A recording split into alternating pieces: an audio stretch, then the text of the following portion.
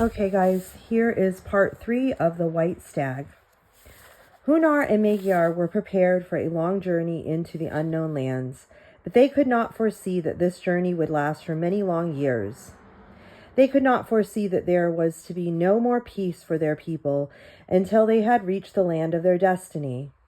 They did not know that when they had left the Blue Lake, they had left the last unclaimed, undefended land, had left Asu, or Asia, the land of the rising sun, and entered Arab, or Europe, the land of the setting sun. They knew how to cope with wild beasts of the mountains, or the occasional onslaught of marauding gangs. They were hardened to the burning heat and freezing winds of the plains. They knew how to pacify hostile spirits. But this time they encountered something that was stronger, more dangerous than any of these: the desperate resistance of people who were defending their own lands. People who had found what the Huns and the Magyars were seeking, a permanent home. If they have ever needed the armor of belief and the sword of purpose, they needed them in these imitable, tragic years. Tragic for themselves because ensuing cruel wars changed their very souls, made fierce wild warriors of the once carefree hunters, and tragic for those who stood in their way because they were crushed by a pitiless, relentless torrent of savages. They swept across Skelthia, leaving a path of destruction behind them, smoking ruins, desolate fields, and a multitude of the dead. In vain did Magyar attempt to divert them toward the less populated north. The Huns, led by young Bendigas, swept on. The wings of the white eagle were stained with blood, and his piercing cry was heard over the whole world. For years there was no rest for them. There could be no rest. Like a sharp wedge, they had driven themselves into Europe, and now they were surrounded by enemies. They had to go on or perish. Not until Bendigas was a grown man did they find a haven from the terrific storm they themselves had created. On a narrow strip of land between the river Tanius, or Don, the river Raha, or Volga, protected from the south by vast stretches of quicksand and brackish swamps, they found a stronghold where no enemy could surprise them. And once more tents were raised around an altar to Hadur. Once more men and women sat at peace around the campfires. But these were different tents, and vastly different men and women. Tents were made of rich silks and velvets, filled with plundered treasures, carried there by hundreds of captives. Their clothes were heavy with gold and precious stones. Warriors were armed with swords and vicious sharp javelins. And the rift between the Huns and the Magyars had become a gulf that they could not bridge over it if they tried. Here in this haven of peace, the beauty of a slave girl and the coming of Attila severed the last thread that held the brother tribes together. The Magyars were content to stay in this sheltered land, but the Huns were restless. They had tasted battle, and it was to their liking. Most restless among them was Bendigas, who had tasted power over thousands of men. He knew that he only had to command, and his warriors would go through fire or water, through danger and torture to carry out his wishes. But he knew that winter would be upon them soon. The many wounded had to be cared for. A tired army was sure to be defeated. So he used his power to hold his men in restraint, a hard task for him who wanted to go on more than any of them. At night he could not sleep. The sound of his charging army, the clashing of swords, and their wild shouts of victory echoed in his heart. He was like a caged eagle waiting for the day when he could spread his wings again. One night he left his tent and rambled around aimlessly in the sleeping camp. He wandered to the enclosure where the captives' tent stood near the banks of the river Ra. The night was cold, silvery with moonlight, and silent. He could hear the river gently lapping against its banks. It was a sweet, soothing sound like the lullaby his mother used to sing. As he listened, a change came into the rhythm of the river's song. Now it was sad, yearning, and he could hear words. Someone was singing nearby. The melody coiled around his heart and drew him. Down the grassy slope, down the river's edge he went. The soft grass deadened his footsteps, and he saw the singer before she heard him. Leaning against a tree so close to the river that her moonlit figure was reflected in the water, stood one of the captive girls.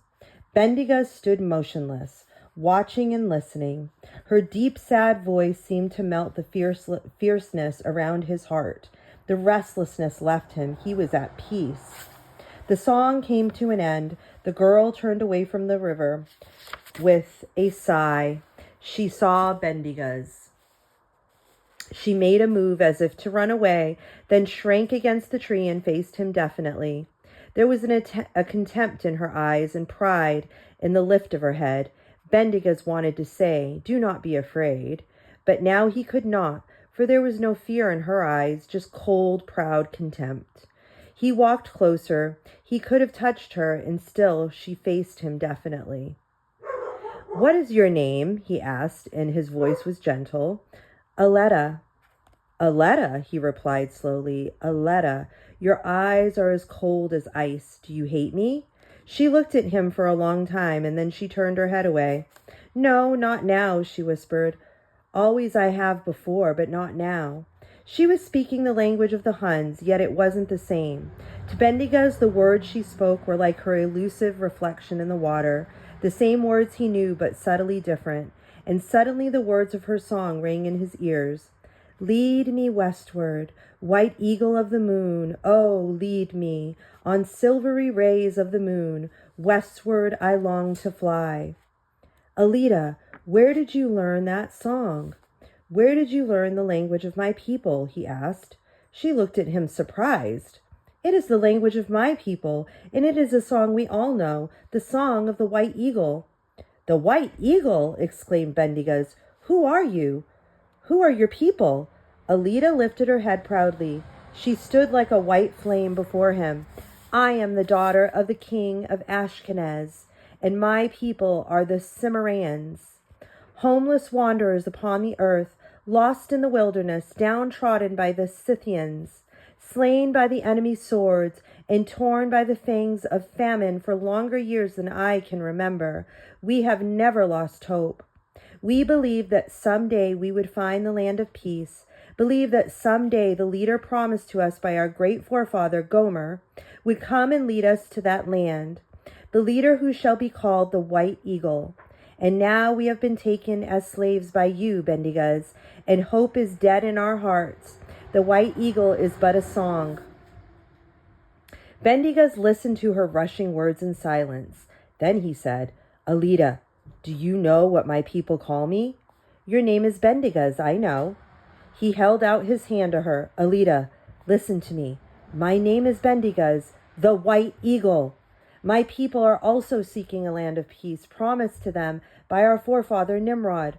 We have been slain by swords and torn by famine on the way. Now we kill and destroy, not because we want to, but because nothing must stand in our way.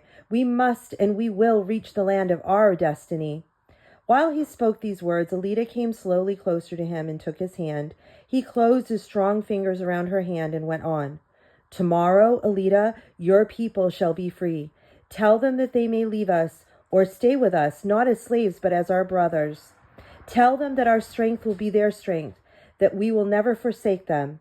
She had been looking into the eyes intently, searchingly, and now she smiled.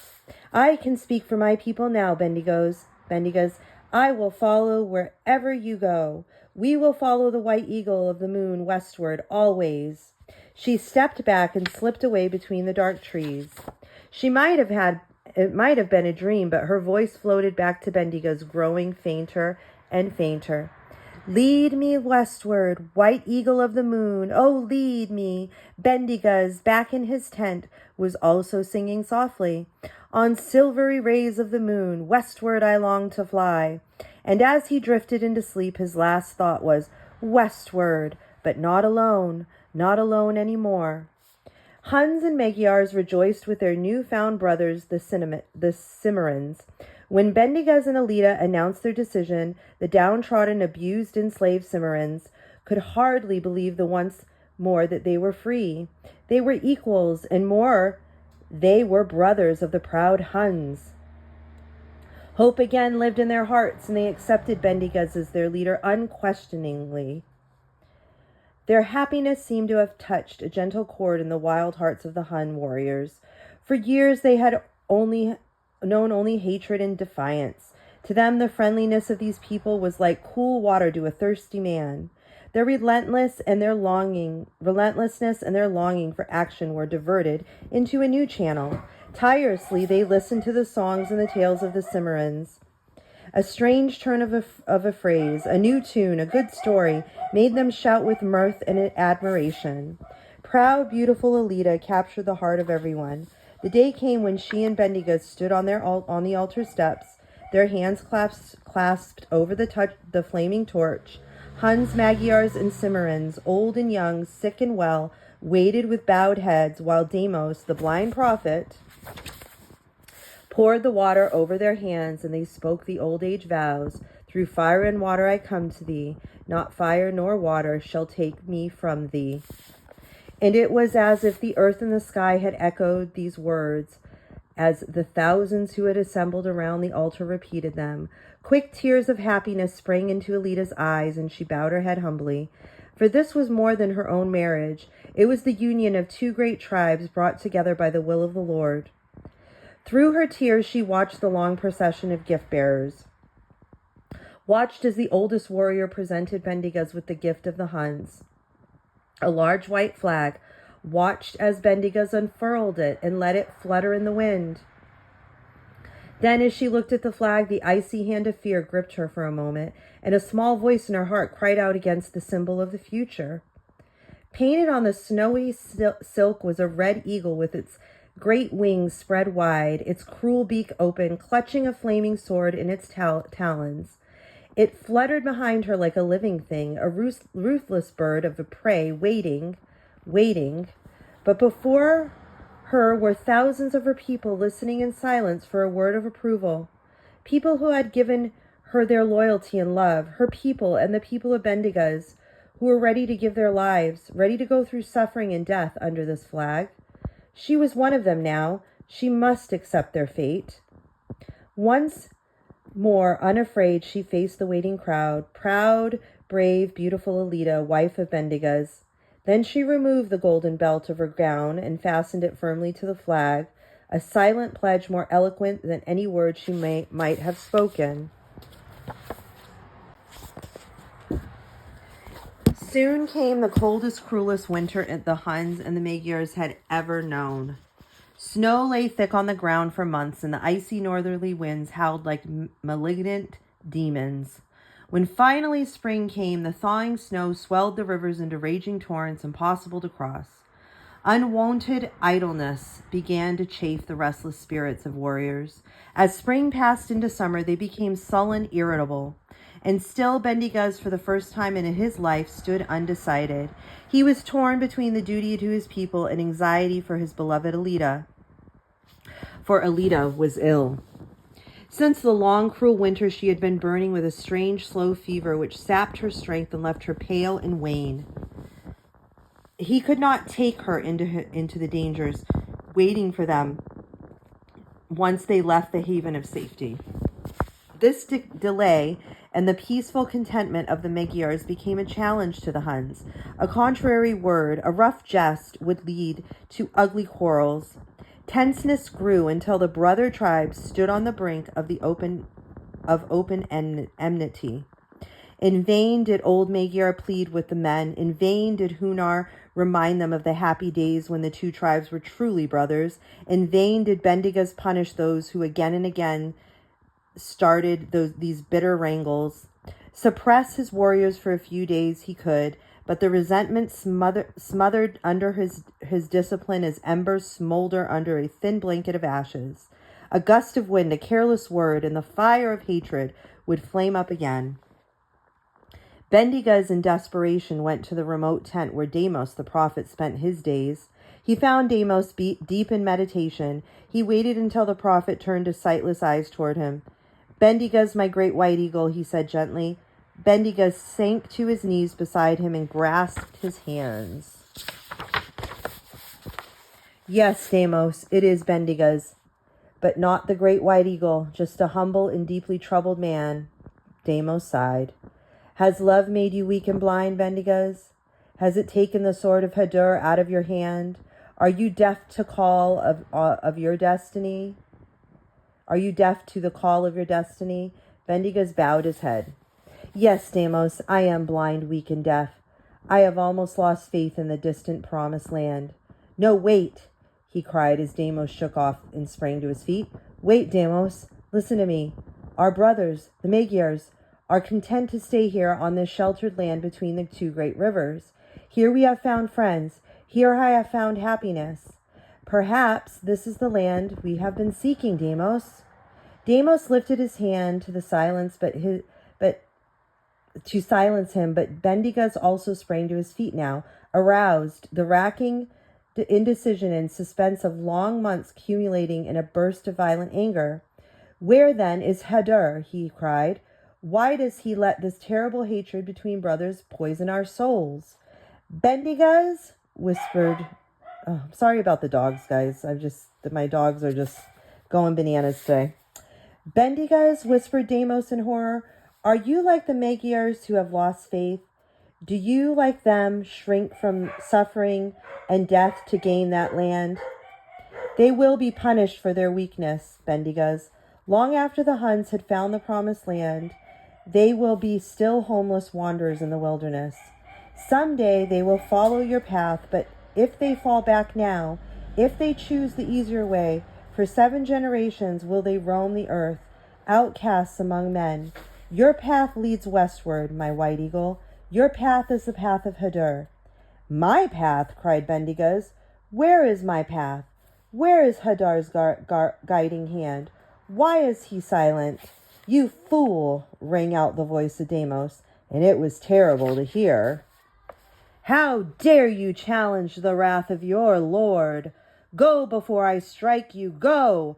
Call all the people together to the altar, light the fire. You will hear the voice, Bendigoes, and you will tremble and hide your face in the shame and remorse. Go! Bendigoes looked at his pale face, and a strange fear began to gnaw at his heart. He left the tent, walking in a daze. He gave orders to his heralds, to everyone to the altar place to light the fires. Then he went to Alida. She drew him to her and pointed a pale finger at the red eagle on the flag, spread it to its full width on the folds of her tent.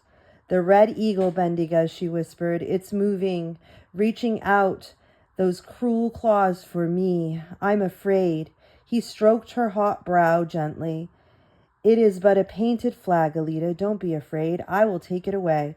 Take it, Bendigoes, or it'll take me. And please stay with me. It is growing so dark. I cannot stay now, Alida, but I will send a woman to you while I am gone, he said. She closed her eyes with a sigh. He stood for a moment looking down at her, then went away, carrying the flag. The day had been breathlessly hot, and now the night had fallen. Veils of heated mist rolled lazily on the air. The sky was dark, and stars and moon was hidden behind the slate-colored storm clouds. From the distance came the threatening rumble of thunder. People were walking from all directions toward the altar where the fire was already burning brightly. Bendigoes drove the flagpole into the ground outside the tent. Then he stopped at a Cimmerian woman and told her to stay with Alida. Watch her, guard her. He was almost pleading. She is ill, and soon she will have a child. Do not leave her for a moment tonight. When he reached the altar place, the great clearing was packed with people. At sight of the pale face and fierce burning eyes of Bendigoes, people fell back silently to make way for him. Deimos was standing on the high altar step in silent prayer. Hunar and Magyar stood side by side on a lower step. Men were feeding the fire with logs. Women threw dry herbs on the flames. Deimos now turned. His face was stern and his sightless eyes as cold as ice. Bendigoes, he called.